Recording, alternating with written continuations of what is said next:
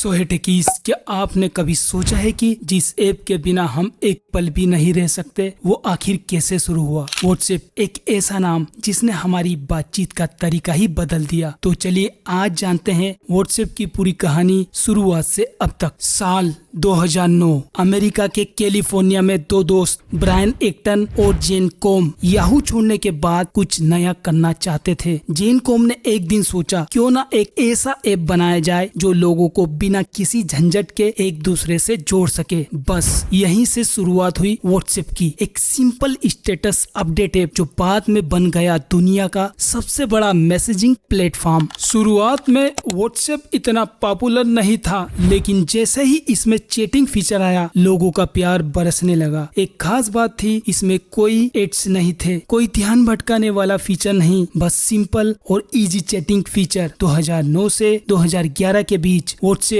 धीरे धीरे दुनिया भर में फैलने लगा। भारत में तो ये जैसे मोबाइल क्रांति का हिस्सा बन गया।